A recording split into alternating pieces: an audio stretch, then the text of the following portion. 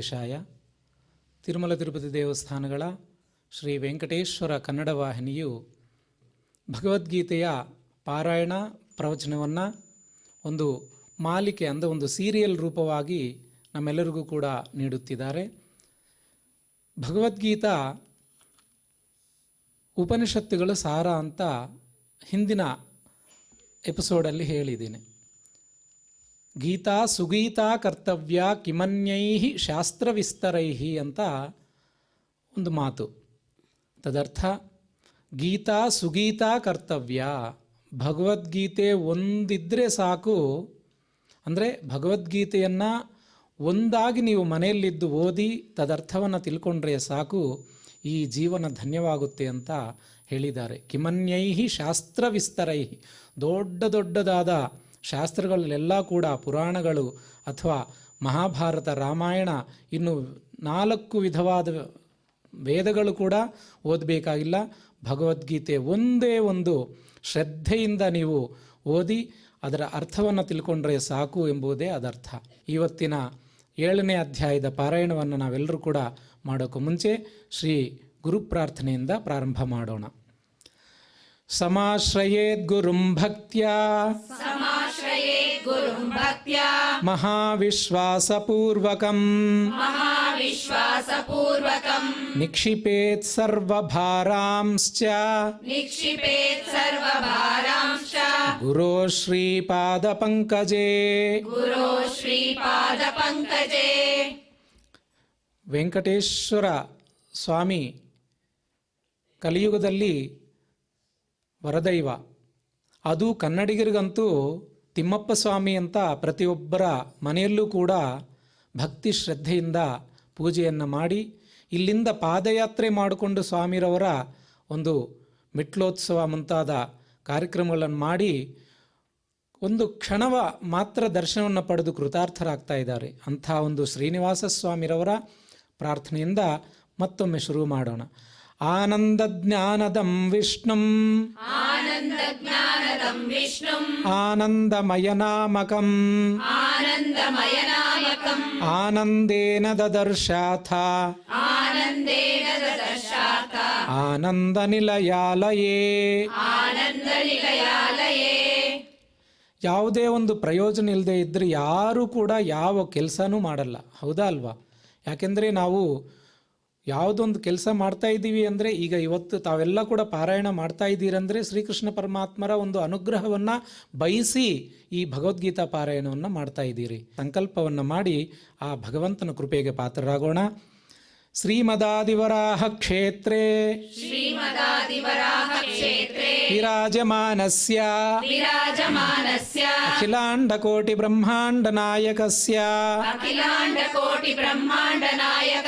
ಶ್ರೀ ಪದ್ಮಾವತಿ ಜಾನೇಃ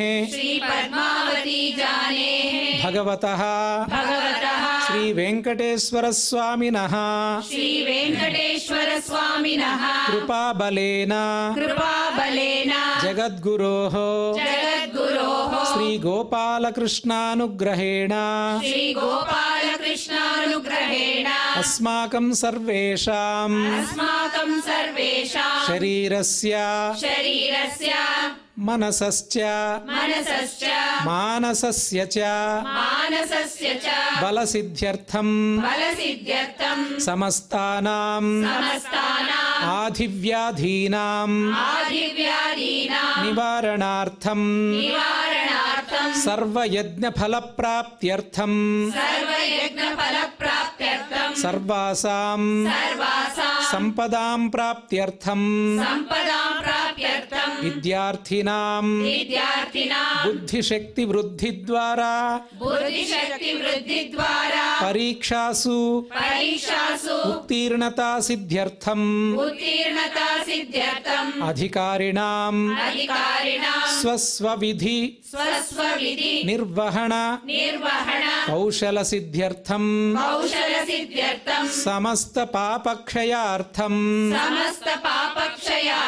ಜ್ಞಾನ ಭಕ್ತಿ ವೈರಾಗ್ಯ ಸಿದ್ಧ್ಯರ್ಥಂ ಭಕ್ತಿ ವೈರಾಗ್ಯ ಸಿದ್ಧ್ಯರ್ಥಂ ಶ್ರೀ ಗೋಪಾಲ ಕೃಷ್ಣ ಪ್ರೇರಣೆಯ ಶ್ರೀ ಗೋಪಾಲ ಕೃಷ್ಣ ಪ್ರೇರಣೆಯ ಶ್ರೀ ಗೋಪಾಲ ಕೃಷ್ಣ ಪ್ರೀತ್ಯರ್ಥಂ ಶ್ರೀ ಗೋಪಾಲ ಕೃಷ್ಣ ಪ್ರೀತ್ಯರ್ಥಂ ಶ್ರೀಮದ್ ಭಗವದ್ಗೀತಾಯಾಃ ಶ್ರೀಮದ್ ಭಗವದ್ಗೀತಾಯಾಃ ಸಪ್ತಮೋಧ್ಯಾಯ ಸಪ್ತಮೋಧ್ಯಾಯ ಅಂತರ್ಗತ ಶ್ಲೋಕ ಪಾರಾಯಣಂ ಅಂತರ್ಗತ ಶ್ಲೋಕ ಪಾರಾಯಣಂ ತಥಾ ತಥಾ ಭಗವದ್ಗೀತಾ ಶ್ರವಣಂಚ ಭಗವದ್ಗೀತಾ ಶ್ರವಣಂ ಚ ಕರಿಷ್ಯಾಮಹೇ.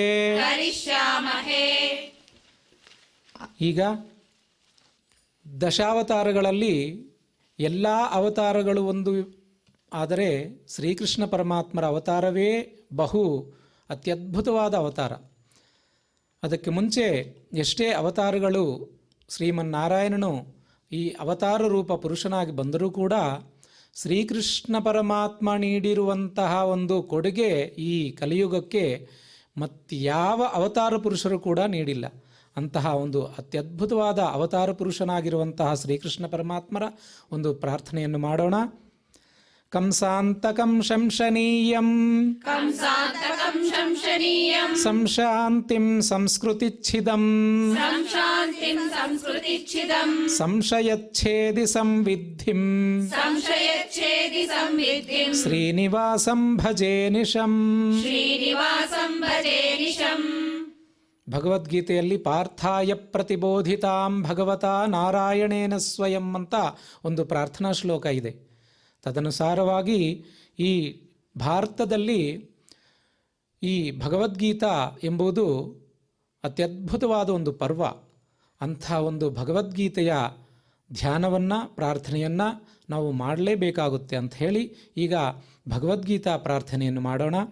ಶಾಸ್ತ್ರೇಷು ಭಾರತಂ ಸಾರಂ ಶಾಸ್ತ್ರೇಷು ಭಾರತಂ ಸಾರಂ ತತ್ರ ನಾಮ ಸಹಸ್ರಕಂ ತತ್ರ ನಾಮ ಸಹಸ್ರಕಂ ವೈಷ್ಣವಂ ಕೃಷ್ಣಗೀತಾ ಚ ವೈಷ್ಣವಂ ಕೃಷ್ಣಗೀತಾ ಚ ತತ್ ಜ್ಞಾನಾತ್ ಮುಚ್ಯತೇಂಜಸಾ. ತಜ್ಞಾನಾತ್ ಮುಚ್ಯತೇಂಜಸಾ. ವೇದವ್ಯಾಸ ಮುನಿಗಳ ಪ್ರಾರ್ಥನೆಯನ್ನು ಮಾಡೋಣ. ವೇದವ್ಯಾಸ ಗುಣಾವಾಸ ವೇದವ್ಯಾಸ ಗುಣಾವಾಸ ವಿದ್ಯಾಧೀಶ ಸತಾಂ ವಶ ವಿದ್ಯಾಧೀಶ ಸತಾಂ ವಶ ಮಾಂ ನಿರಾಶಂ ಗತ ಕ್ಲೇಶಂ ಮಾಂ ನಿರಾಶಂ ಗತ ಕ್ಲೇಶಂ ಕುರ್ವನಾಶಂ ಹರೇ ನಿಶಂ. ಕುರ್ವನಾಶಂ ಹರೇ ನಿಶಂ. ನಂತರ ಒಂದೊಂದು ಶ್ಲೋಕದಲ್ಲಿ ಒಂದೊಂದು ಗೂಢಾರ್ಥವನ್ನು ಹೇಳಿ ನಮ್ಮೆಲ್ಲರೂ ಕೂಡ ಉಪದೇಶ ಮಾಡಿದ್ದಾರೆ. ಅದನ್ನು ನಮ್ಮ ಆಚಾರ್ಯರು ಸುಲಭವಾಗಿ ಸರಳವಾಗಿ ಪಂಡಿತರಿಗೂ ಪಾಮರರಿಗೂ ಇಬ್ಬರಿಗೂ ಕೂಡ ಅರ್ಥ ಆಗೋ ತರಹ ಒಂದು ಪ್ರವಚನೆಯನ್ನು ಈಗ ಮಾಡಲಿದ್ದಾರೆ. ಅವರಿಗೆ ನಾವೆಲ್ಲರೂ ಕೂಡ ಸ್ವಾಗತವನ್ನು ನೀಡೋಣ. ಶ್ರೀ ಗುರುಭ್ಯೋ ನಮಃ. ಹರಿ ಓಂ. ದೇವಂ ನಾರಾಯಣಂ ನತ್ವಾ ಸರ್ವದೋಷ ವಿವರ್ಜಿತಂ ಪರಿಪೂರ್ಣಂ ಗುರುಶ್ಚಾಂಗಿತಾರ್ಥಂ ವಕ್ಷ್ಯಾಮಿ ಲೇಶತಃ ಸಮಸ್ತಗುಣಸಂಪೂರ್ಣಂ ಸರ್ವದೋಷವಿವರ್ಜಿತಂ ನಾರಾಯಣಂ ನಮಸ್ಕೃತ್ಯ ಗೀತಾ ತಾತ್ಪರ್ಯಮುಚ್ಯತೆ. ಸ್ವಸ್ತ್ಯಸ್ತು ಸತಾಂ ಅಖಿಲ ಸನ್ಮಂಗಲಾನಿ ಭವಂತು.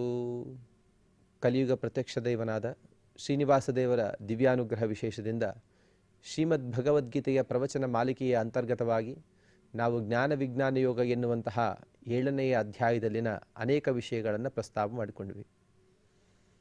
ಶ್ರೀಮದ್ ಭಗವದ್ಗೀತೆಯ ಸಾಕ್ಷಾತ್ತಾಗಿ ಪರಮಾತ್ಮನಿಂದ ಉಪದಿಷ್ಟವಾದಂತಹ ಈ ಗ್ರಂಥದ ಯಥಾವತ್ತಾದಂತಹ ಸಂಪೂರ್ಣವಾದ ಅರ್ಥವನ್ನು ನಾವ್ಯಾರೂ ಹೇಳಲು ಸಾಧ್ಯವಿಲ್ಲ, ತಿಳಿಯಲು ಸಾಧ್ಯ ಇಲ್ಲ. ಲೇಷತಃ ನಮ್ಮ ಶಕ್ತಿನುಸಾರ ಮಾತ್ರ ಇದನ್ನು ತಿಳಿಯುವ, ಹೇಳುವ ಪ್ರಯತ್ನವನ್ನು ಮಾಡೋಣ. ಪರಮಾತ್ಮ ತಾನು ಇಷ್ಟರವರೆಗೂ ಕೂಡ ಅನೇಕ ವಿಷಯಗಳನ್ನು ತಿಳಿಸಿದ. ವೇದಾಹಂ ಸಮತೀತಾನಿ ವರ್ತಮಾನಾನಿ ಚಾರ್ಜುನ ಎನ್ನುವ 26ನೆಯ ಶ್ಲೋಕದಲ್ಲಿ ಭೂತ ಭವಿಷ್ಯದ ವರ್ತಮಾನಗಳ ಎಲ್ಲ ವಿಷಯಗಳನ್ನು ನಾನು ತಿಳಿದಿದ್ದೇನೆ, ನನ್ನನ್ನು ಮಾತ್ರ ಯಾರೂ ಪೂರ್ಣವಾಗಿ, ಸಾಕಲ್ಯೇನ ನನ್ನನ್ನು ಯಾರೂ ತಿಳಿದಿಲ್ಲ. ಲಕ್ಷ್ಮ್ಯಾದಿ ಸಮಗ್ರ ಪ್ರಪಂಚ ಮಹಾಮಹಾಜ್ಞಾನಿಗಳೆಂದು ಈಗಿನ ಯಾರ್ಯಾರಿದ್ದಾರೋ ಎಲ್ಲರೂ ಕೂಡ ಸಾಕಲ್ಯನ ಪೂರ್ಣವಾಗಿ ನನ್ನನ್ನು ತಿಳಿದಿಲ್ಲ, ತಿಳಿಯುವುದೂ ಇಲ್ಲ ಅಂತ ಪರಮಾತ್ಮ ಸ್ಪಷ್ಟೀಕರಿಸಿದ.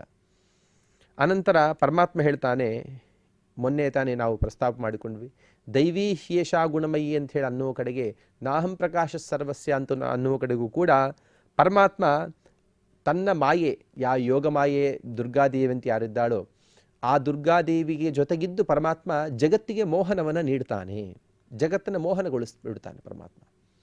ಜಗತ್ತಿಗೆ ಸಾಮಾನ್ಯರಿಗೆ ಯಥಾವತ್ತಾದಂತಹ ಅರ್ಥವನ್ನು ಮಾಡಿಕೊಡುವುದಿಲ್ಲ ಅಂತ ವಿಷಯವನ್ನು ತಿಳಿಸಿದ ಪರಮಾತ್ಮ.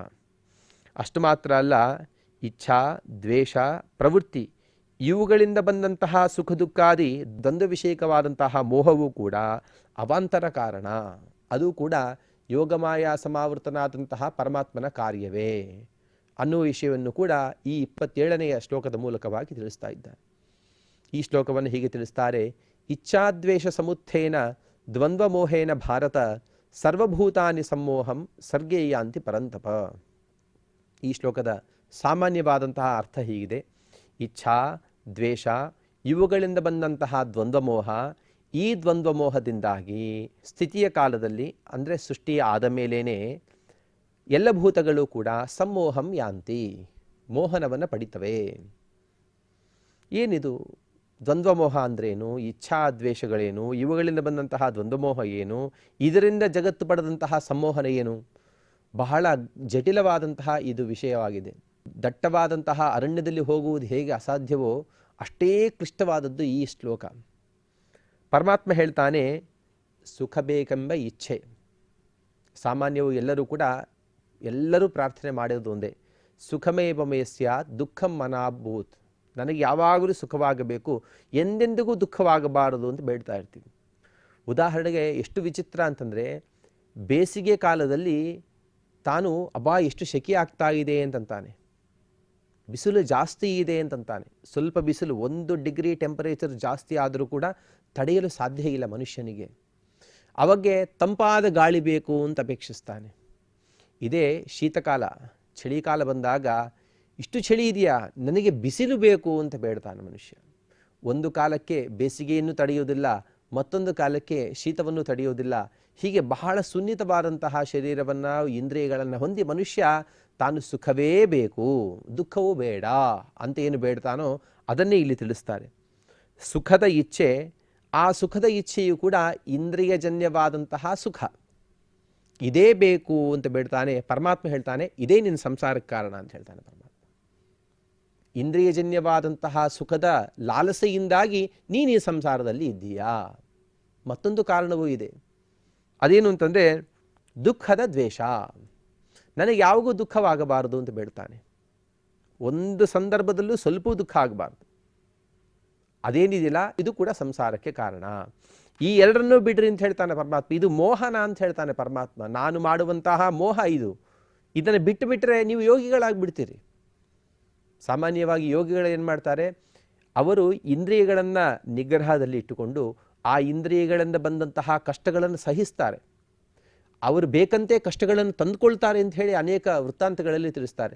ಸುತ್ತು ಅಗ್ನಿಯಲ್ಲಿ, ಬಿಸಿಲುಗಾಲದಲ್ಲಿ ಅಗ್ನಿಯಲ್ಲಿ ತಪಸ್ಸನ್ನು ಮಾಡುವುದು, ಚಳಿಗಾಲದಲ್ಲಿ ನೀರಲ್ಲಿ ನಿಂತು ತಪಸ್ಸು ಮಾಡುವುದು, ಹೀಗೆ ಕಠಿಣವಾದಂತಹ ಒಂದು ಪರಿಸ್ಥಿತಿಗಳಲ್ಲೂ ಕೂಡ ಇಂದ್ರಿಯಗಳನ್ನು ಹತೋಟಿಯಲ್ಲಿ ಇಟ್ಟುಕೊಂಡು ತದ್ವಾರ ಮನಸ್ಸನ್ನು ನಿಗ್ರಹಕ್ಕೆ ತಂದು ಪರಮಾತ್ಮನಲ್ಲಿ ಮಾತ್ರ ಮನಸ್ಸನ್ನು, ಬುದ್ಧಿಯನ್ನು ನಿಗ್ರಹ ಅವರು ಲಗ್ನ ಮಾಡಿ ಆ ಪರಮಾತ್ಮನನ್ನು ಪಡಿತಾರೆ. ಆ ಪರಮಾತ್ಮನ ಜ್ಞಾನವನ್ನು, ಶುದ್ಧವಾದಂತಹ ಜ್ಞಾನವನ್ನು ಪಡಿತಾರೆ.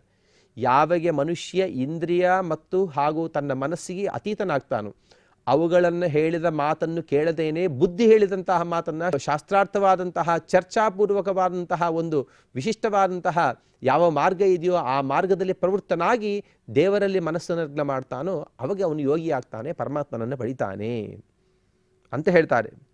ಸುಖ ಬೇಕೆಂಬ ಮೋಹ ಇದೇ ಇಚ್ಛೆ. ಪರಮಾತ್ಮ ಹೇಳಿದ ಇಚ್ಛಾ ಸಮುತ್ಥೇನ. ಮತ್ತೆ ದುಃಖ ಬೇಡ ಎಂಬಂತಹ ಮೋಹ, ದುಃಖವೂ ಬೇಡ ಅದೇ ದ್ವೇಷ. ಇಚ್ಛಾ ದ್ವೇಷ ಸಮುತ್ಥೇನ, ಸುಖದ ಇಚ್ಛೆ, ದುಃಖದ ದ್ವೇಷ, ಈ ಎರಡರ ದ್ವಂದ್ವಮೋಹದಿಂದಾಗಿಯೇ ಜೀವನು ಯಾವಾಗಲೂ ಕೂಡ ಸಂಸಾರದಲ್ಲೇ ಉಳಿದು ಬಿಡ್ತಾನೆ. ಎಷ್ಟರವರೆಗೆ ಈ ದ್ವಂದ್ವಮೋಹವನ್ನು ಬಿಡುವುದಿಲ್ಲವೋ ಅಷ್ಟರವರೆಗೆ ಅವನು ಈ ಸಂಸಾರದಿಂದ ಪಾರಾಗುವುದು ಸಾಧ್ಯವಿಲ್ಲ ಅಂತ ಪರಮಾತ್ಮ ತಿಳಿಸ್ತಾನೆ. ಹೇಗೆ ತಿಳಿಸ್ತಾನೆ? ಹೇಗೆ ಇರುತ್ತೆ ಈ ಸುಖದ ಲೋಲುಪತ್ವ ಅಂತ ಅನ್ನೋದು ಮನುಷ್ಯನನ್ನೇ ಹೇಗೆ ಬಂಧಿಸ್ತದೆ ಗೊತ್ತಾ? ತುಂಬ ಸೂಕ್ಷ್ಮವಾಗಿ ಆ ಸುಖ ನಮ್ಮನ್ನು ಬಂಧಿಸ್ತದೆ, ಸಂಸಾರದಲ್ಲಿ ನಮ್ಮನ್ನು ಅಡಗಿಸಿಬಿಡ್ತದೆ. ಯಾವುದೊಂದು ಅಡ್ವರ್ಟೈಸ್ಮೆಂಟ್ ನೋಡಿದ್ವಿ, ಇದೊಂದು ಜಾಹೀರಾತನ್ನು ನೋಡಿದ್ವಿ, ನೋಡಿ ಇಂತಹ ಒಂದು ವಸ್ತು ಇದೆ, ಆ ವಸ್ತುವ ಬಗ್ಗೆ ಒಂದು ಕ್ಷಣ ಮಾತ್ರ ನೋಡಿದ್ವಿ, ಬಹಳತ್ತು ನೋಡಿಲ್ಲ, ಒಂದು 2-3 ಕ್ಷಣಗಳು ಮಾತ್ರ ಅದನ್ನು ನೋಡಿದ್ವಿ. ಆದರೆ ಅವಾಗಿಂದ ನಾವು ನಿರ್ಣಯ ಮಾಡಿಬಿಟ್ವಿ, ಈ ವಸ್ತುವನ್ನು ನಾನು ಹೇಗಾದರೂ ಮಾಡಿ ಪಡೆಯಬೇಕು. ಅಂದರೆ ಪೂರ್ವದಲ್ಲಿ ಆ ವಸ್ತುವನ್ನು ತಾನು ಕೊಂಡಿಲ್ಲ, ಇವಾಗೆ ನೋಡಿದ್ದು ಒಂದು 2-3 ಕ್ಷಣ ಮಾತ್ರ, ಅವಾಗೇ ನಿರ್ಣಯ ಮಾಡಿಬಿಟ್ಟ. ನಿರ್ಣಯ ಮಾಡಿ ಎಷ್ಟೇ ಕಷ್ಟವಾದರೂ ಕೂಡ ಈ ವಸ್ತುವನ್ನು ನಾನು ಪಡೆಯಬೇಕು, ಆ ವಸ್ತುವ ದ್ವಾರ ನಾನು ಸುಖವನ್ನು ಪಡೆಯಬೇಕು. ಅದು ಕಾರಾಗಿರ್ಬೋದು, ಇನ್ನು ಇತರ ಯಾವುದೇ ವಸ್ತುವಾಗಿರ್ಬೋದು. ಇದೇ ಸುಖದ ಮೋಹ. ಇನ್ನು ದುಃಖದ ದ್ವೇಷವನ್ನು ಕೂಡ ನಾವು ಪ್ರಸ್ತಾವ ಮಾಡಿಕೊಂಡ್ವಿ. ಎಂದಿಗೂ ದುಃಖವಾಗಬಾರದು ಅಂಥೇಳಿ. ಅದರ ಮೋಹ, ಈ ಎರಡರಿಂದಾಗಿ ಜೀವನು ತಾನು ಈ ಸಂಸಾರದಲ್ಲೇ ತಾನು ಇದ್ದು ಬಿಡ್ತಾನೆ. ಅಷ್ಟು ಮಾತ್ರ ಅಲ್ಲ, ಸುಖದ ಅಭಿವೃದ್ಧಿ, ದ್ವೇಷದ ಅಭಿವೃದ್ಧಿ, ಇದರಿಂದ ಬಂದಂತಹ ಮೋಹ ಅಂತ ಕೂಡ ಹೇಳ್ತಾರೆ. ಸುಖದ ಅಭಿವೃದ್ಧಿ, ಇವತ್ತು ತಾನು ಸ್ವಲ್ಪ ಸುಖವನ್ನು ಪಟ್ಟಿದ್ದಾನೆ, ಇವತ್ತು ಸ್ವಲ್ಪ ಸುಖವನ್ನು ಪಟ್ಟ. ಉದಾಹರಣೆಗೆ ತನ್ನ ಹತ್ರ ಇವತ್ತು 10 ರೂಪಾಯಿ ಇದೆ, ನಾಳೆ ಅದನ್ನು 100 ರೂಪಾಯಿ ಮಾಡಿಕೊಂಡ. ಅಷ್ಟಕ್ಕೆ ಸಾಕಾಗಲಿಲ್ಲ ಮನುಷ್ಯನಿಗೆ, ಅದನ್ನು ಮತ್ತೆ 1000 ಮಾಡ್ತಾನೆ. ಅಷ್ಟಕ್ಕೂ ಸಾಕಾಗಲಿಲ್ಲ, ಅದನ್ನು 1,00,000 ಮಾಡ್ತಾನೆ, ಅದನ್ನೇ ಕೋಟಿ ಮಾಡ್ತಾನೆ, ಅದನ್ನು 10 ಕೋಟಿ ಮಾಡ್ತಾನೆ, 20 ಕೋಟಿ ಮಾಡ್ತಾನೆ. ಜೀವಿತಾಂತ ತಾನು ಉಳಿದೆಲ್ಲವನ್ನೂ ಬಿಟ್ಟು ಹಣದ ಸಂಪಾದನೆ ಅಂತ ಉದಾಹರಣೆಗೆ ಮಾತ್ರ ಹೇಳ್ತಾ ಇದ್ದೇನೆ. ಹೀಗೆ ಸುಖದ ಅಭಿವೃದ್ಧಿ, ಒಂದು ಪರಿಮಿತವಾದ ಸುಖವನ್ನು ಕೇಳುವುದಿಲ್ಲ, ಅಪರಿಮಿತವಾದಂತಹ ಸುಖ ಬೇಕು. ತನ್ನ ಕೈಯಿಗೆ ಎಟಕದಿರುವ, ಇಷ್ಟರವರೆಗೂ ಸಿಗದಿರುವಂತಹ ಸುಖವನ್ನೇ ತಾನು ಬೇಡ್ತಾ ಅದರಿಂದ ಓಡ್ತಾ ಮನುಷ್ಯ ತಾನು ಆ ಮೋಹಕ್ಕೆ ಸಿಲುಕಿ ಬೀಳ್ತಾನೆ. ಹಾಗೆ ದುಃಖದ ಅಲಾಭ, ಸಾಧ್ಯವಿದ್ದಷ್ಟು ತನಗೆ ಆದಂತಹ ಅನ್ಕಂಫರ್ಟ್ಸ್ ಅಥವಾ ಡಿಸ್ಕಂಫರ್ಟ್ಸ್ ಅಂತಾರಲ್ವ, ಅದನ್ನು ಕಡಿಮೆ ಮಾಡ್ಕೊಳ್ತಾ ಹೋಗ್ತಾನೆ. ಉದಾಹರಣೆಗೆ ಇಷ್ಟು ದಿವಸ ತಣ್ಣಗಿನ ನೆಲದ ಮೇಲೆ ಮಲ್ಕೊಳ್ತಾ ಇದ್ದ. ನೆಲವು ಅಂದರೆ ಕೇವಲ ಕಲ್ಲು ಮಣ್ಣಿತ್ತು, ಅದರ ಮೇಲೆ ಮಾತ್ರ ಮಲ್ಕೊಳ್ತಾ ಇದ್ದ. ಆ ದುಃಖವನ್ನು ಪರಿಹಾರ ಮಾಡಿಕೊಳ್ಳಲಿಕ್ಕೆ ಮೊದಲು ಚಾಪೆ ಹಾಸಿಕೊಂಡ, ಅದರ ಮೇಲೆ ಒಂದು ಹೊದ್ದಿಕೆಯನ್ನು ಹಾಸಿಕೊಂಡ. ಇನ್ನೂ ಸುಖ ಬೇಕು ಅನ್ನಿಸ್ತು, ಅಂದರೆ ಇನ್ನೂ ದುಃಖ ಕಡಿಮೆ ಆಗಬೇಕು ಅನ್ನಿಸ್ತು. ಅದು ಸಾಕಾಗಲಿಲ್ಲ, ದುಃಖ ಇನ್ನೂ ಇದೆ. ಅದರ ಮೇಲೆ ಒಂದು ಹಾಸಿಗೆ ಹಾಕ್ಕೊಂಡ, ಇನ್ನೂ ದುಃಖ ಕಡಿಮೆ ಆಗಬೇಕು, ಅದಕ್ಕಾಗಿ ಮತ್ತೊಂದು ಮಂಚವನ್ನು ಕೊಂಡುಕೊಂಡ. ಹೀಗೆ ಬೆಳ್ಕೊಂತ ದುಃಖದ ಅಲಾಭವನ್ನು ಕೂಡ ಕಡಿಮೆ ಮಾಡಿಕೊಳ್ತಾ ಬಂದ. ತನಗೆ ಬೇಕಾದಂತಹ ಕಂಫರ್ಟ್ಸ್ ಜಾಸ್ತಿ ಮಾಡ್ಕೊಳ್ತಾ ಬಂದ, ಡಿಸ್ಕಂಫರ್ಟ್ಸ್ನು ಕಡಿಮೆ ಮಾಡ್ಕೊಳ್ತಾ ಬಂದ. ಹೀಗೆ ಮನುಷ್ಯ ಇಂತಹ ದ್ವಂದ್ವ ಮೋಹ ಯಾವುದಾದರಿದೆಯೋ ಇದೇ ಸಂಸಾರಕ್ಕೆ ಕಾರಣ. ಪರಮಾತ್ಮ ಹೇಳ್ತಾನೆ, ಇಚ್ಛಾದ್ವೇಷ ಸಮುತ್ಥೇನ ದ್ವಂದ್ವಮೋಹೇನ ಭಾರತ ಸರ್ವಭೂತಾನಿ ಸಮೋಹಂ ಯಾಂತಿ. ಎಲ್ಲ ಭೂತಗಳು ಕೂಡ ಈ ಇಚ್ಛಾದ್ವೇಷಗಳ ಸಮೋಹನದಲ್ಲೇ ಸಿಗುಬಿದ್ದು ಈ ಸಂಸಾರದಲ್ಲಿ ಉಳಿದು ಬಿಡ್ತಾರೆ. ಪರಮಾತ್ಮ ಹೇಳ್ತಾನೆ, ಈ ಇಚ್ಛಾ ಹಾಗೂ ದ್ವೇಷಗಳೇನಿವೆಯಲ್ಲ, ಇದು ನನ್ನ ಪರಮಾತ್ಮನ ಇಚ್ಛೆ, ದುರ್ಗಾದೇವಿಯ ಮಾಯೆ. ಪರಮಾತ್ಮನ ಇಚ್ಛಾನುಸಾರವಾಗಿ ದುರ್ಗಾದೇವಿ ನಮ್ಮನ್ನು ಮೋಹನ ಮಾಡಿಬಿಡ್ತಾಳೆ. ತದ್ವಾರ ಜೀವನ ಈ ಸಂಸಾರದಲ್ಲಿ ಉಳಿದು ಬಿಡ್ತಾನೆ. ಉತ್ತಮ ಜೀವರು ಅವರವರ ಯೋಗ್ಯತಾನುಸಾರವಾಗಿ ಸಾಧನೆಯನ್ನು ಮಾಡಿಕೊಂಡು ಮುಂದೆ ಹೋಗುವವರು ಇದ್ದಾರೆ, ಇಲ್ಲ ಅಂತ ಹೇಳ್ತಾ ಇಲ್ಲ. ಇದು ಸಾಮಾನ್ಯರನ್ನು ಉದ್ದೇಶಿಸಿ ಪರಮಾತ್ಮ ಈ ವಿಷಯಗಳನ್ನು, ಕೆಲವು ವಿಷಯಗಳನ್ನು ತಾನು ಹೇಳ್ತಾ ಇದ್ದಾನೆ. ಪರಮಾತ್ಮ ಇಲ್ಲಿ ಈ ಶ್ಲೋಕಕ್ಕೆ ವ್ಯಾಖ್ಯಾನ ಮಾಡುವಾಗ ವ್ಯಾಖ್ಯಾನಕಾರರು ಒಂದು ಬಹಳ ಮಹತ್ವವಾದಂತಹ ಮಾತನ್ನು ಹೇಳ್ತಾರೆ. ದುಃಖಾದಿ ಯಥಾ ಹೇಯ ತಥಾ ವೈಷಯಿಕ ಸುಖಾದಿರಪಿ ಹೇಯ. ಯಾವ ರೀತಿಯಾಗಿ ದುಃಖಾದಿಗಳು ಬೇಡ ಅಂತ ಹೇಳ್ತೀವಲ್ಲ, ವೈಷಯಿಕ ಸುಖಗಳನ್ನು ಬೇಡ ಅಂತ ಹೇಳ್ರಿ ಅಂತ ಹೇಳ್ತಾರೆ. ಯಾಕೆ? ವೈಷಯಿಕ ಸುಖಗಳು ಮತ್ತೆ ಮತ್ತೆ ನಿಮ್ಮನ್ನು ಸಂಸಾರಕ್ಕೆ ಉಳಿಯುವಂತೆ ಮಾಡ್ತವೆ. ನಾವು ಅನೇಕ ಬಾರಿ ಪ್ರಸ್ತಾಪ ಮಾಡಿಕೊಂಡಿದ್ದೇವೆ. ಇವತ್ತು ಒಂದು ಸುಖಕ್ಕೆ ನಾವು ಅಭ್ಯಾಸ ಬಿದ್ವಿ, ಆ ಸುಖಕ್ಕೆ ಅಭ್ಯಾಸ ಬಿದ್ದು ಅಲ್ಲೊಂದು ಚಿಕ್ಕ ಧರ್ಮವನ್ನು ಮಾಡಿದ್ವಿ. ಈ ಚಿಕ್ಕ ಧರ್ಮ ಏನಾಗ್ತದೆ, ಮತ್ತೊಂದು ಜನ್ಮಕ್ಕೆ ಕಾರಣವಾಗ್ತದೆ. ಆ ಜನ್ಮದಲ್ಲೂ ಕೂಡ ಮತ್ತೊಂದು ಜನ್ಮಕ್ಕೆ ಬೇಕಾದಂತಹ ಸುಖ ದುಃಖಗಳನ್ನು, ಅನ್ಯ ಪುಣ್ಯ ಪಾಪಗಳನ್ನು ಸಂಪಾದಿಸ್ಕೊಳ್ತೀವಿ. ಅಂದರೆ ಸುಖ ಏನಿದೆ, ಸುಖ ಅಂತಂದರೆ ಇಲ್ಲಿ ಅನಿಷ್ಟ ಪುಣ್ಯ ಅಂತ ಅರ್ಥ. ಈ ಅನಿಷ್ಟ ಪುಣ್ಯವೂ ಕೂಡ ಯಾವ ರೀತಿಯಾಗಿ ಪಾಪವು ಹೇಯವಾಗಿದೆಯೋ ಅನಿಷ್ಟ ಪುಣ್ಯವೂ ಅಷ್ಟೇ ಹೇಯವಾಗಿದೆ. ಅನಿಷ್ಟ ಪುಣ್ಯಗಳಿಂದ ನಿಮ್ಮ ಕಾಲಿಗೆ ನೀವೇ ಮತ್ತೆ ಮತ್ತೆ ಹಗ್ಗವನ್ನು ಕಟ್ಟಿಕೊಳ್ತಾನೇ ಇದ್ದೀರಿ. ಹಗ್ಗ ಕಟ್ಟಿಕೊಳ್ಳಬಾರದು ಅಂತಲೇ ಅನಿಷ್ಟ ಪುಣ್ಯವನ್ನು ಮಾಡಬಾರದು. ಸಾಮಾನ್ಯವಾದಂತಹ ಸುಖಗಳನ್ನು ಬೇಡಲೇಬಾರದು. ಬೇಡದೇನೆ ತಾನು ಪರಿಶುದ್ಧನಾಗಿ ಕೇವಲ ಪರಮಾತ್ಮನಲ್ಲಿ ಮನಸ್ಸನ್ನು ಇಟ್ಟು ನಿಷ್ಕಾಮ ಕರ್ಮಗಳನ್ನು ಮಾಡಬೇಕು. ಜ್ಞಾನ ಭಕ್ತಿ ವೈರಾಗ್ಯಗಳು ಮೋಕ್ಷಗಳನ್ನು ಮಾತ್ರ ಅಪೇಕ್ಷಿಸಿ ತಾನು ಕರ್ಮವನ್ನು ಮಾಡಬೇಕು. ಅಂತಹ ಕರ್ಮದಿಂದ ಮಾತ್ರ ಅವನು ಈ ದ್ವಂದ್ವಮೋಹದಿಂದ ಬಿಡುಗಡೆಯನ್ನು ಹೊಂದಿ ಸಂಸಾರದಿಂದ ಮುಕ್ತನಾಗಿ ಮೋಕ್ಷವನ್ನು ಪಡಿತಾನೆ ಅಂತ ಪರಮಾತ್ಮ ತಿಳಿಸ್ತಾನೆ. ಹೀಗಾಗಿ ತಥಾಪಿ ಉಪಾದೇಯತ್ವೇನ ತಸ್ಯ ಜ್ಞಾನಂ ತದ್ರೂಪ ಮಿಥ್ಯಾಜ್ಞಾನೇನ. ಆದರೂ ಕೂಡ ಇದು ಉಪಾದೇಯ ಅಂತ ತಾನು ಯಾವುದನ್ನಾದರೆ ಪಡಿತಾನೋ ಅಂತಹ ಮಿಥ್ಯಾಜ್ಞಾನ, ಈ ಮಿಥ್ಯಾಜ್ಞಾನವನ್ನೇ ಬಿಡು, ಇದನ್ನೇ ದ್ವಂದ್ವಮೋಹ ಅಂತ ಪರಮಾತ್ಮ ಹೇಳಿದ. ವೈಷಯಿಕ ವಸ್ತುಜನ್ಯ ಸುಖಂ ಉಪಾದೇಯಂ ಎನ್ನುವ ಮಿಥ್ಯಾಜ್ಞಾನ, ವಿಷಯದಿಂದ ಬಂದಂತಹ ಅಂದರೆ ಒಂದು ವಸ್ತುವಿನಿಂದ ಹುಟ್ಟಿದಂತಹ ಸುಖ ಇದು ಉಪಾದೇಯ ಅಂತ ತಿಳಿದು ಬಿಡ್ತಾನೆ. ಅದನ್ನು ಬಿಡುವುದಿಲ್ಲ ಮನುಷ್ಯ.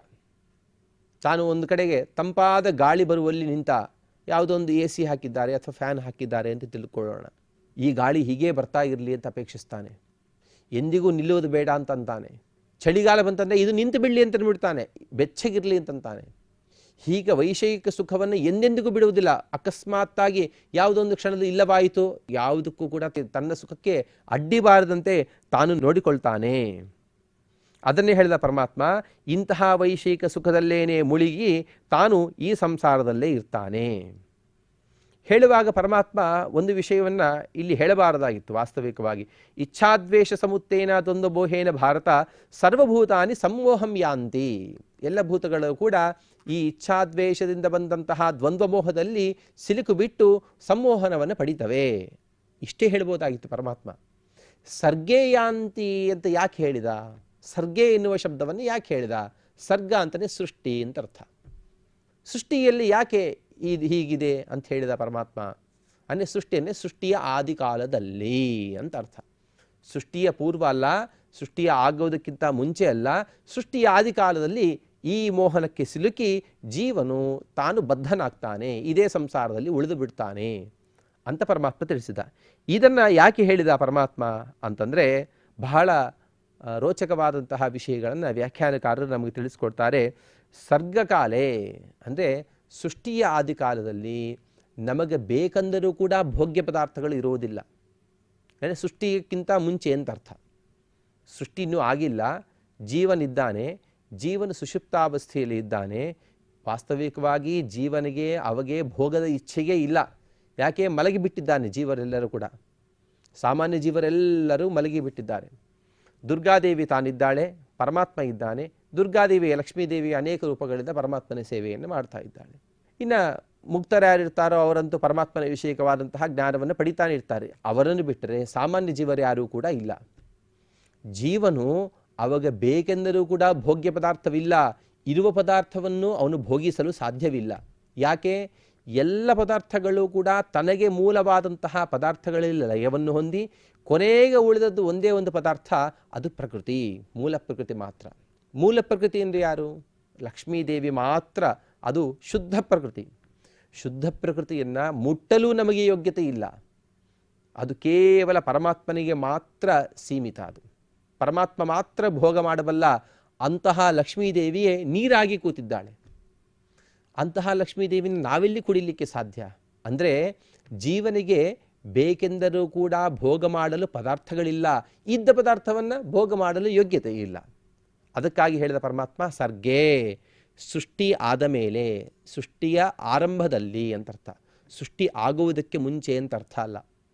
ಅದಕ್ಕಾಗಿ ಪರಮಾತ್ಮ ಹೇಳಿದ ಹೀಗೆ ಅಂತಹ ಕಾಲದಲ್ಲಿ ಮಾತ್ರ ಅಮಗೆ ವಸ್ತುಗಳೇ ಇಲ್ಲ, ಅಲ್ಲಿ ಪರಮಾತ್ಮ ಮೋಹನವನ್ನೇ ಮಾಡುವುದಿಲ್ಲ. ಜೀವ ತಾನು ಸುಷುಪ್ತಿ ಅವಸ್ಥೆಯಲ್ಲಿದ್ದಾನೆ, ಸುಷುಪ್ತಿ ಅವಸ್ಥೆಯಲ್ಲಿ ಇರುವಂತಹ ಜೀವನನ್ನು ಪರಮಾತ್ಮ ಮೋಹನ ಮಾಡುವುದಿಲ್ಲ. ಯಾಕೆ? ಅವನಿಗೆ ಮೋಹಕವಾದಂತಹ ಪದಾರ್ಥಗಳೇ ಎದುರಿಗೆ ಇಲ್ಲ. ಊಟ ಮಾಡು ಅಂತ ಹೇಳಿ ಎದುರಿಗೆ ಕೂಡಿಸಿ ಊಟ ಮಾಡಬೇಡ ಅಂತ ಹೇಳಿದಾಗ, ಎದುರಿಗೆ ಊಟ ಬಡಿಸಿದಾಗ ಮಾತ್ರ ಊಟ ಮಾಡಬೇಡ ಅಂತ ಹೇಳುವುದು ಸರಿಯಾಗ್ತದೆ. ಊಟಕ್ಕೆ ಕೂಡಿಸಿ ಅವನಿಗೆ ಏನೂ ಬಡಿಸದೇನೆ ಊಟ ಮಾಡಬೇಡ ಅಂತ ಹೇಳುವುದು ಹೇಗೆ ಯುಕ್ತವಲ್ಲವೋ? ಏನೂ ಬಡಿಸದೇನೆ ನೀನು ಊಟ ಮಾಡಬೇಡ ಅಂತ ಹೇಳಿದರೆ ಹೇಗೆ ಯುಕ್ತವಲ್ಲವೋ? ಹಾಗೆಯೇ ಸೃಷ್ಟಿಯ ಆಗುವುದಕ್ಕಿಂತ ಮುಂಚೆ ಜೀವನಿಗೆ ಯಾವ ವಿಧವಾದಂತಹ ಮೋಹಕ ಪದಾರ್ಥಗಳು ಒಂದೂ ಸಿಕ್ಕಿಲ್ಲ. ಹೀಗಾಗಿ ಪರಮಾತ್ಮ ಅವಗೆ ಮೋಹನ ಮಾಡುವುದಿಲ್ಲ, ಸೃಷ್ಟಿ ಆದ ಮೇಲೆ ಮಾತ್ರ ಅವನ ಮೋಹನಗೊಳಿಸ್ತಾನೆ. ಅದಕ್ಕಾಗಿ ಪರಮಾತ್ಮ ಹೇಳಿದ ಸರ್ಗೇಯಾಂತಿ ಪರಂತಪ ಅಂತ ಪರಮಾತ್ಮ ತಾನು ತಿಳಿಸಿದ. ಆದರೆ ಎಷ್ಟು ವಿಚಿತ್ರ ಅಂತಂದರೆ, ಪ್ರಳಯ ಕಾಲವಾದಾಗ ನಮ್ಮ ಶರೀರವೇನಿರ್ತದೆಯೋ ಈ ಶರೀರವೆಲ್ಲವೂ ಕೂಡ ಪಾಂಚಭೌತಿಕ ಶರೀರ ಎಲ್ಲವೂ ಕೂಡ ನಷ್ಟವಾಗಿ ಹೋಗ್ತದೆ. ಆದರೆ ನಮ್ಮ ಜೊತೆಗೆ ಒಂದು ಶರೀರ ಮಾತ್ರ ಇರ್ತದೆ, ಅದು ಲಿಂಗದೇಹ. ಲಿಂಗದೇಹ ಮಾತ್ರ ನಮಗೆ ಬಿಡುವುದು ಎಷ್ಟರವರೆಗೆ ಅಂತಂದರೆ ಲಿಂಗದೇಹಂ ಪ್ರಾಪಯಿತ್ವ ಆವಿರ್ಭೂತ ವಿಚಿತ್ರ ಸ್ವರೂಪಾನಂದಾನುಭವದಾತ್ರೇ ನಮಃ ಅಂತ ಹೇಳಿದಂತೆ ಅಪರೋಕ್ಷ ಜ್ಞಾನವಾಗಿ ನಮ್ಮ ಯೋಗ್ಯತಾನುಸಾರವಾಗಿ ನಾವು ನಮ್ಮ ಸಾಧನೆಯನ್ನು ಪರಿಪೂರ್ಣ ಮಾಡಿಕೊಂಡ ಮೇಲೆ ನಮ್ಮ ಸೋತ್ತಮರಲ್ಲಿ ಲಯವನ್ನು ಹೊಂದಿ ಬ್ರಹ್ಮದೇವರ ದ್ವಾರ ವಿರಜಾ ನದಿ ಸ್ನಾನವನ್ನು ಮಾಡಿದಾಗ ನಮ್ಮ ಶರೀರಕ್ಕೆ ಆಚ್ಛಾದನಭೂತವಾಗಿರುವಂತಹ ಲಿಂಗದೇಹ ಹೊರಟು ಹೋಗ್ತದೆ. ತಾವತ್ ಪರ್ಯಂತ ನಮ್ಮನ್ನು ಈ ಲಿಂಗದೇಹ ಬಿಡುವುದಿಲ್ಲ. ಆದರೆ ಬರೇ ಆ ಲಿಂಗದೇಹದಿಂದಲೂ ಕೂಡ ಜೀವನಿಗೆ ಸುಖ ದುಃಖಗಳು ಆಗುವುದಿಲ್ಲ. ಸುಖ ದುಃಖಗಳು ಆಗುವುದಕ್ಕೆ ಜೀವನಿಗೆ ಮೇಲೊಂದು ಆವರಣ ಬೇಕು, ಮತ್ತೊಂದು ಶರೀರ ಬೇಕು. ಪರಮಾತ್ಮನೇ ಅದಕ್ಕೆ ಒಂದು ಶರೀರವನ್ನು ನಮಗೆ ನೀಡ್ತಾನೆ. ಆ ಶರೀರವನ್ನೇ ಅನಿರುದ್ಧ ದೇಹ ಅಂತ ಕರೀತಾರೆ. ಅನಿರುದ್ಧ ದೇಹ ಅಂತ ಕರೀತಾರೆ. ಆ ಅನಿರುದ್ಧ ದೇಹ ಮಾತ್ರ ಸಾಕಾಗುವುದಿಲ್ಲ. ಅದನ್ನು ಪರಮಾತ್ಮ ಸ್ವಲ್ಪ ದಪ್ಪ ಮಾಡ್ತಾನೆ, ಸ್ವಲ್ಪ ಅದನ್ನು ಉಬ್ಬಿಸ್ತಾನೆ ಅಂತ ಹೇಳ್ತಾರೆ.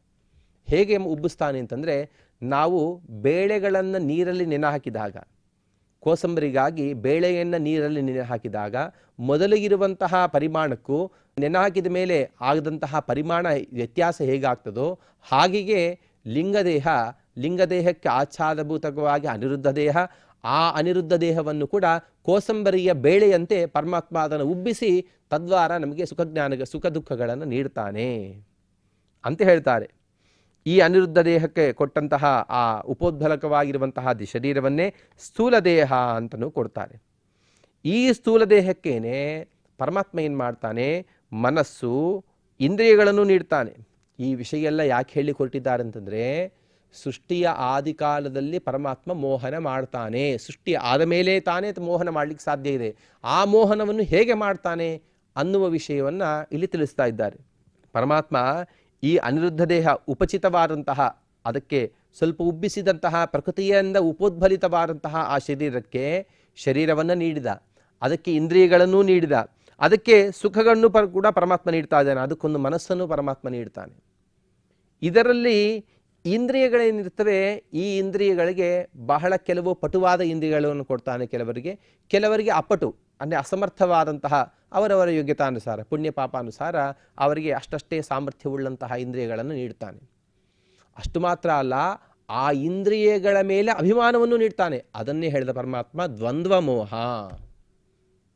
ಉದಾಹರಣೆಗೆ, ಒಬ್ಬರಿಗೆ ಇಂದ್ರಿಯಗಳು ಸರಿಯಾಗಿಲ್ಲ, ಕಾಲು ಸರಿ ಇಲ್ಲ ಅವನನ್ನು ನಾನು ಕಾಲು ಸರಿ ಇಲ್ಲದವನೇ ಅಂತ ನಾವೇನಾದರೂ ಕರೆದರೆ ಅವನೇನಂತಾನೆ, ನನ್ನ ಹಾಗೆ ಯಾಕೆ ಕರೆದಿ, ನಾನು ನಿನ್ಗಿಂತ ಚೆನ್ನಾಗಿ ಓಡಬಲ್ಲೆ ಅಂತಂತಾನೆ. ಇದನ್ನೇ ಪರಮಾತ್ಮ ಹೇಳ್ತಾನೆ ದ್ವಂದ್ವ ಮೋಹ.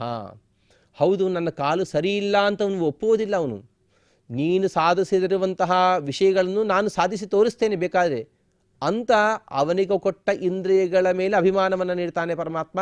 ಇದೊಂದು ರೀತಿಯಾದಂತಹ ದ್ವಂದ್ವ ಮೋಹ. ಒಬ್ಬನಿಗೆ ಕಣ್ಣು ಸರಿ ಇರುವುದಿಲ್ಲ, ಆ ಕಣ್ಣು ಸರಿ ಇಲ್ಲದವನನ್ನು ಕುರುಡ ಅಂತ ನಾವು ಕರೆದರೆ ಅವನು ಕೂಡ ಹಾಗೆ ಹೇಳ್ತಾನೆ, ನಿನ್ಗಿಂತ ನಾನು ಚೆನ್ನಾಗಿ ನೋಡ್ತೀನಿ ಅಂತಂತಾನೆ.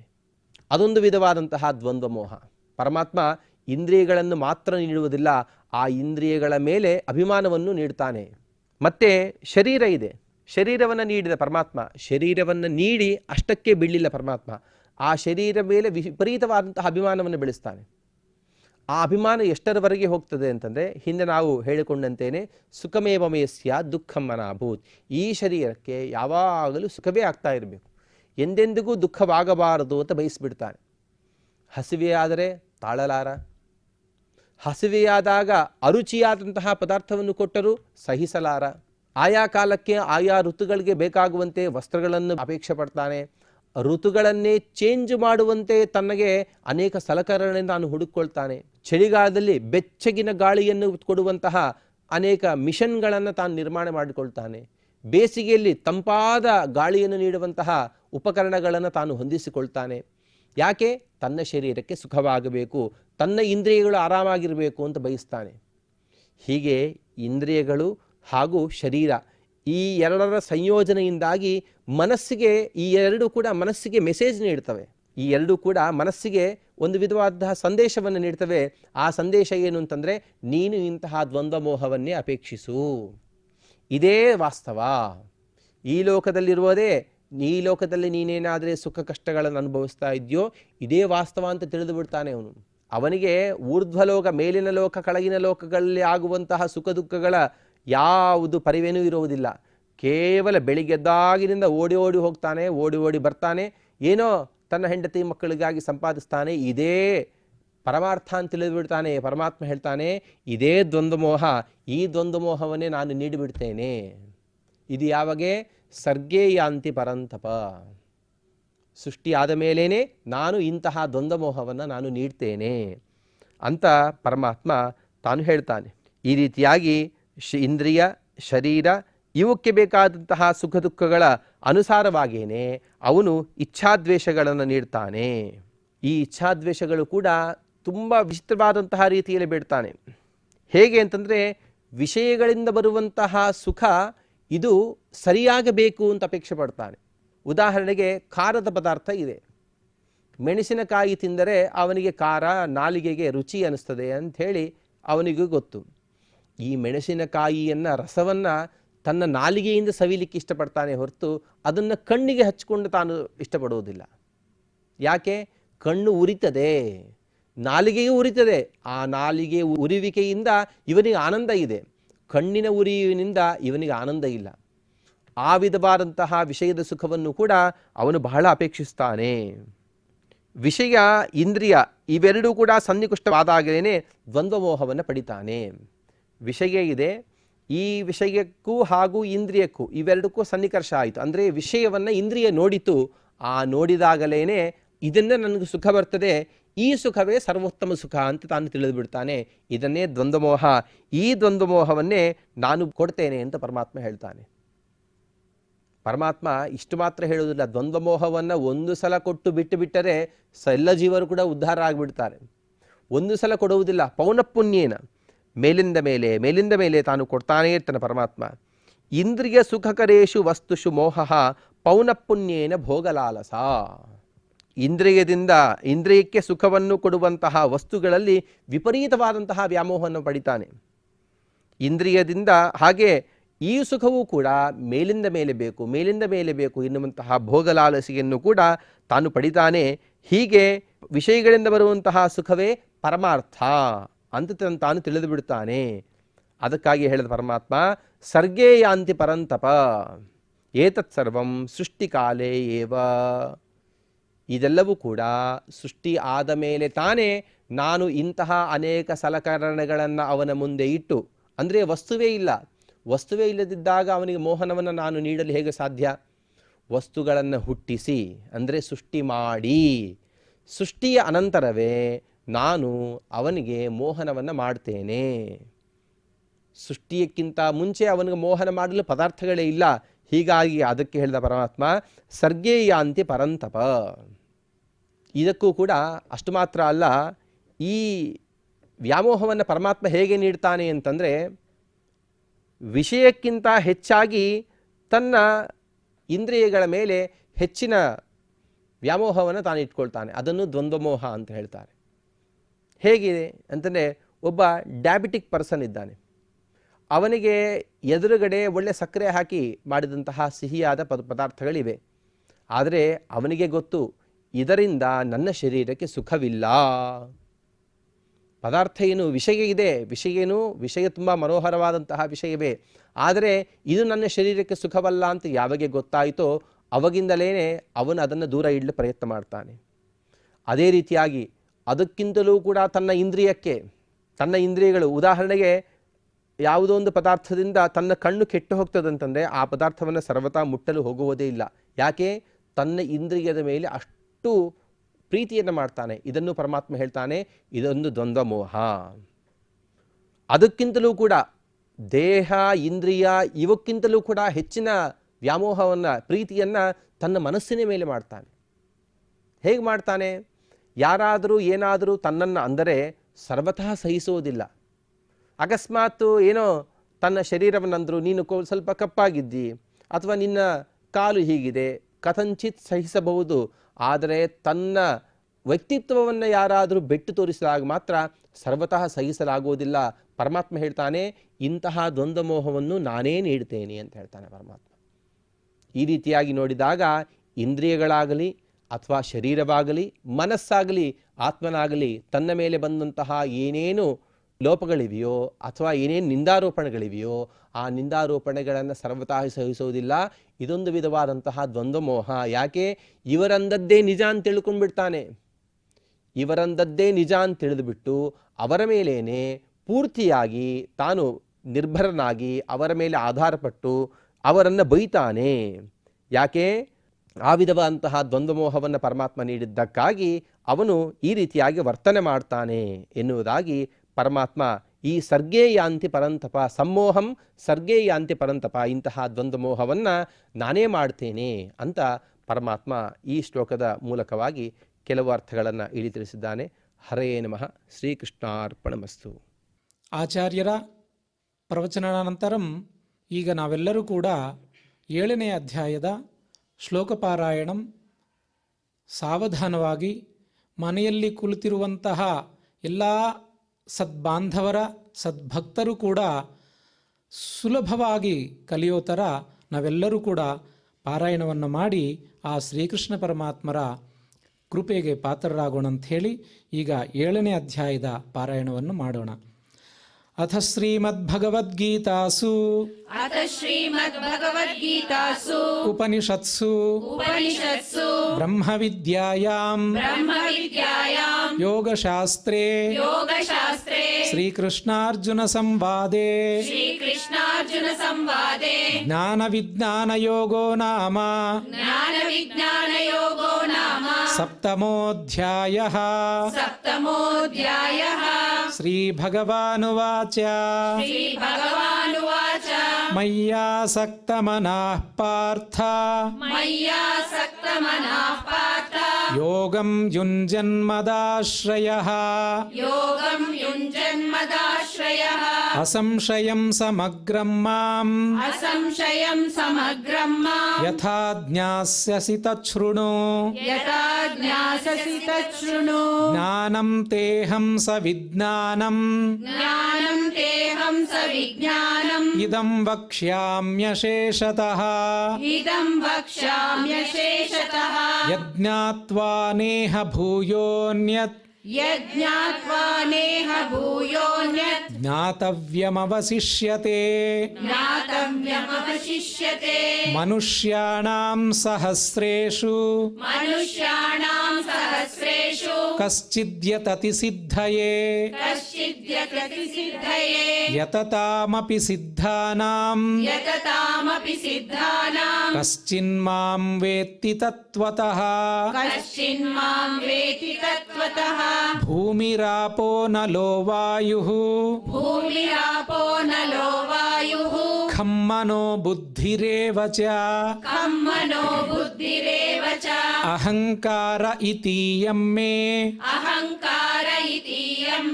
ಭಿನ್ನಾ ಪ್ರಕೃತಿರಷ್ಟಧಾ ಅಪರೇಯಮಿತಸ್ತ್ವನ್ಯಾಂ ಪ್ರಕೃತಿಂ ವಿದ್ಧಿ ಮೇ ಪರಾಂ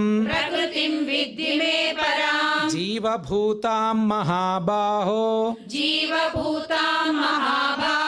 ಯಯೇದಂ ಧಾರ್ಯತೆ ಜಗತ್ ಏತದ್ಯೋನೀನಿ ಭೂತಾನಿ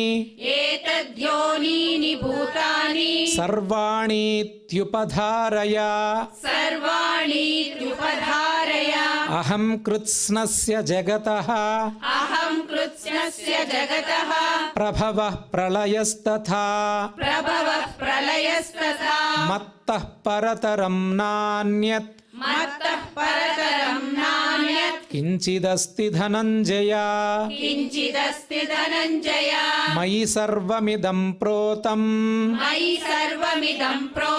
ಸೂತ್ರೇ ಮಣಿಗಣಾ ಇವ ರಸೋಹಮಪ್ಸು ಕೌಂತೇಯ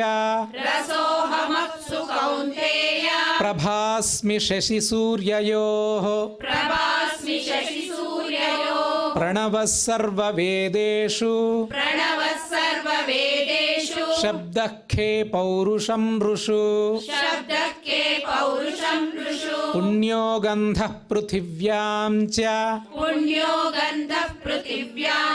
ತೇಜಶ್ಚಾಸ್ಮಿ ವಿಭಾವಸೌ జీవనం సర్వభూతేషు జీవనం సర్వభూతేషు తపశ్చాస్మి తపస్విషు తపశ్చాస్మి తపస్విషు బీజం మాం సర్వభూతానాం బీజం మాం సర్వభూతానాం విద్ధి పార్థ సనాతనం విద్ధి పార్థ సనాతనం బుద్ధిర్బుద్ధిమతామస్మి బుద్ధిర్బుద్ధిమతామస్మి తేజస్తేజస్వినామహం తేజస్తేజస్వినామహం బలం బలవతాం చాహం బలం బలవతాం చాహం కామరాగ వివర్జితం కామరాగ వివర్జితం ధర్మా విరుద్ధో భూతేషు ధర్మా విరుద్ధో భూతేషు కామోస్మి భరతర్షభా కామోస్మి భరతర్షభా ఏ చైవ సాత్వికా భావాః ఏ చైవ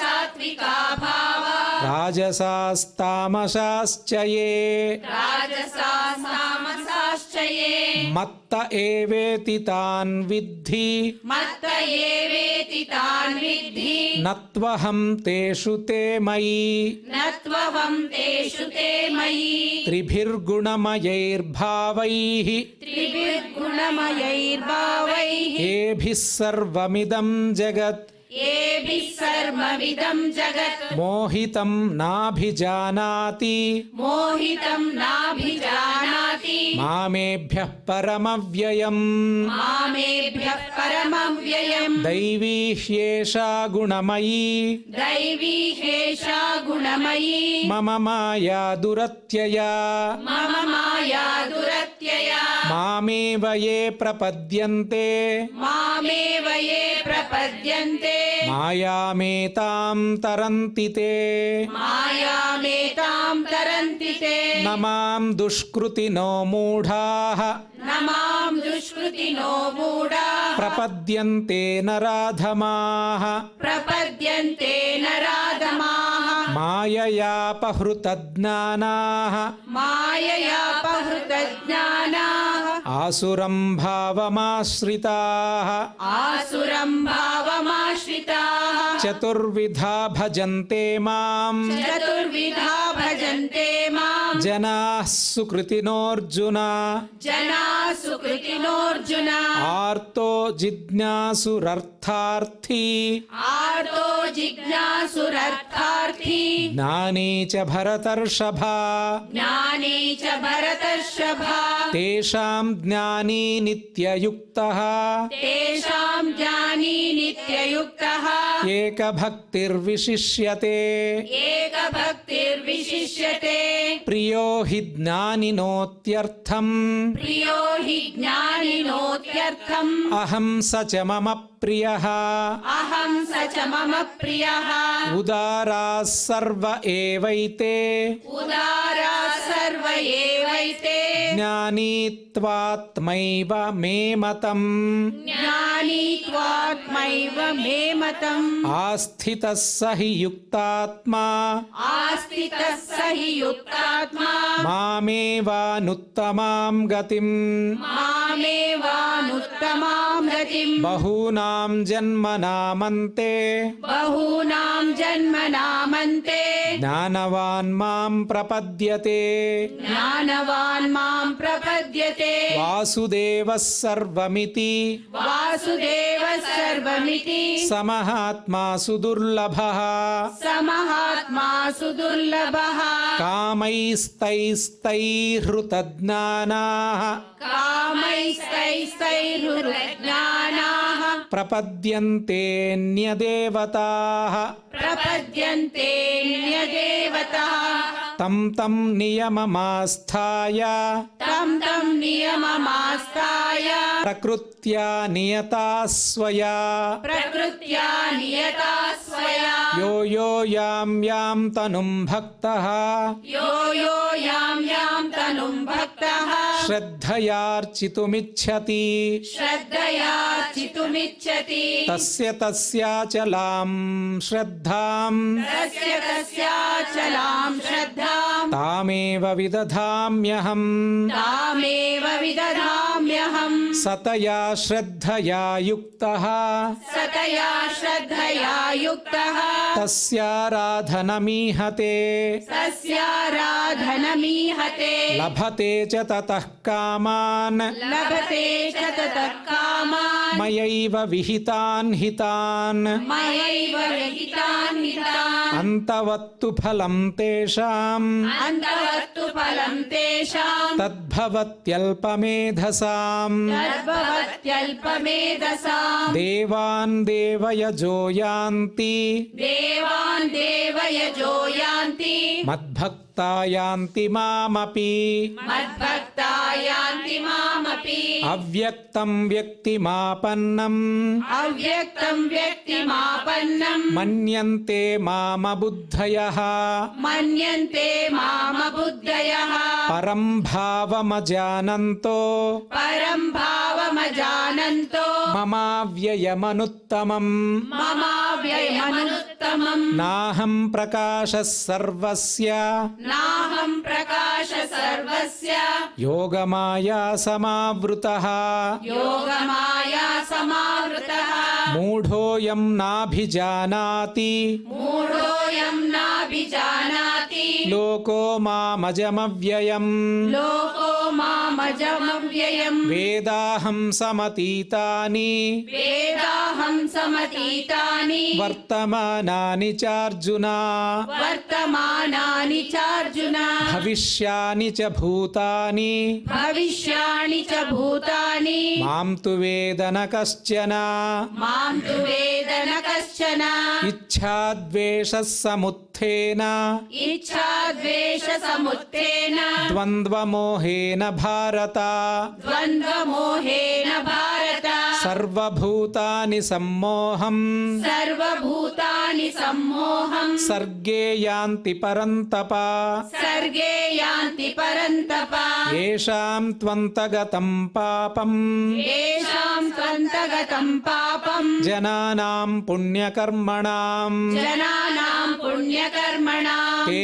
द्वन्द्वमोहनिर्मुक्ताः ते द्वन्द्वमोहनिर्मुक्ताः भजन्ते मां दृढव्रताः भजन्ते मां दृढव्रताः जरामरणमोक्षाय जरामरणमोक्षाय मामाश्रित्य यतन्ति ये मामाश्रित्य यतन्ति ये ते ब्रह्म तद्विदुः कृत्स्नम् ते ब्रह्म तद्विदुःकृत्स्नम् अध्यात्मं कर्म चाखिलम् अध्यात्मं कर्म चाखिलम् साधिभूताधिदैवं मां साधिभूतादिदैवं मां साधियज्ञं च ये विदुः साधियज्ञं च ये विदुः प्रयाणकालेऽपि च मां प्रयाणकालेऽपि च मां ते विदुर्युक्तचेतसः ते विदुर्युक्तचेतसः इति श्रीमद्भगवद्गीतासु इति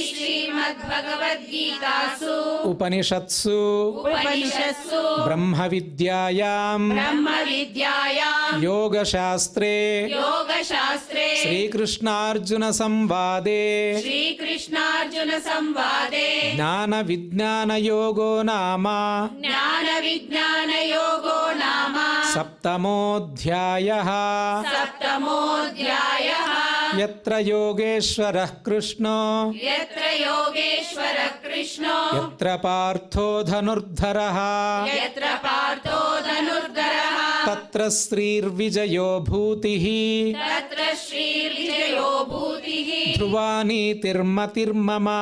ಧ್ರುವಾನೀತಿರ್ಮತಿರ್ಮಮ. ಪ್ರತಿಯೊಂದು ಶ್ಲೋಕದಲ್ಲಿ ಪ್ರತಿಯೊಂದು ಪಾದದಲ್ಲೂ ಯಾವುದೇ ಒಂದು ಪದ ಅಂದರೆ ನಾವು ಓದಿರುವ ಈ ಶ್ಲೋಕಗಳಲ್ಲಿ ತಪ್ಪುಗಳು ಬಂದಿದ್ದಲ್ಲಿ ಈ ಕ್ಷಮಾಪ್ರಾರ್ಥನೆಯಿಂದ ನಾವು ಅದನ್ನು ಪರಿಹರಿಸಿಕೋಬಹುದು ಎಂಬ ಉದ್ದೇಶದಿಂದ ಈ ಕ್ಷಮಾಪ್ರಾರ್ಥನೆಯನ್ನು ಮಾಡ್ತಾ ಇದ್ದೀವಿ.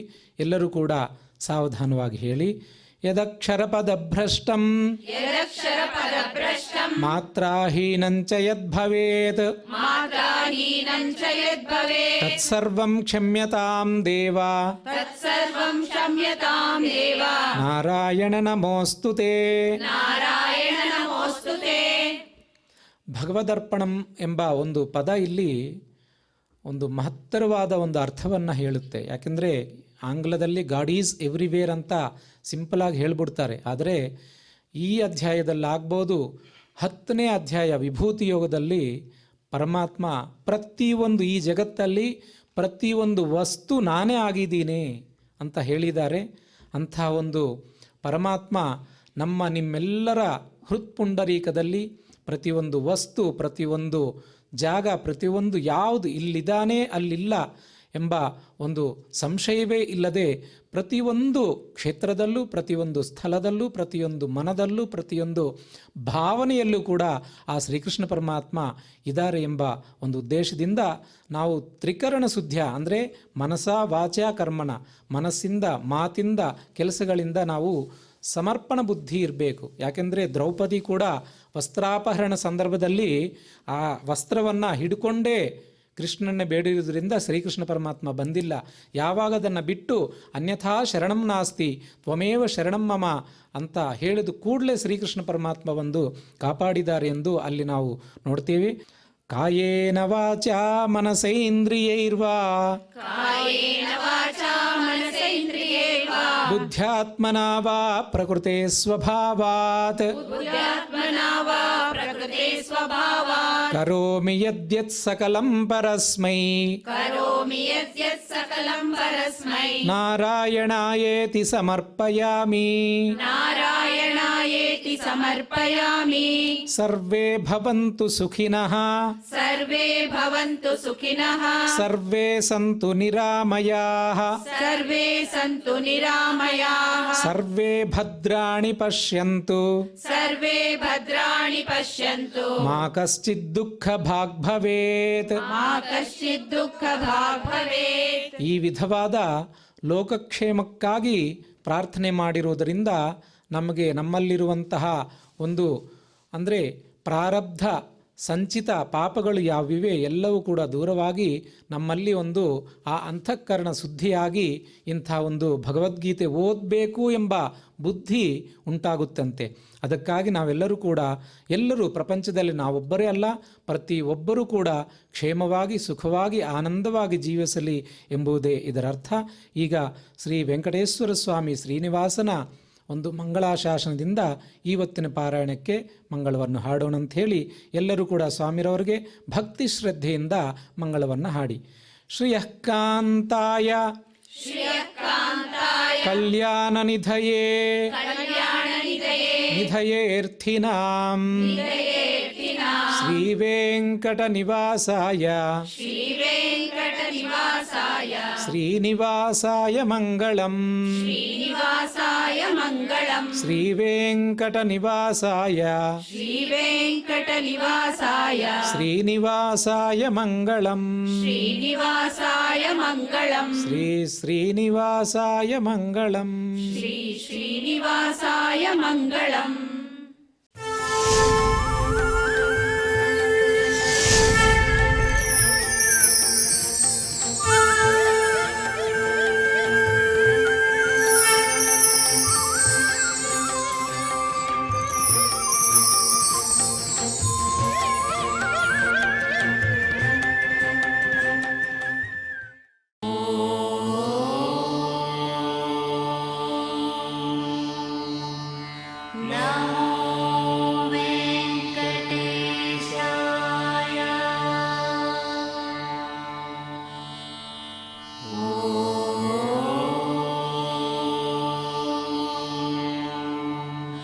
No.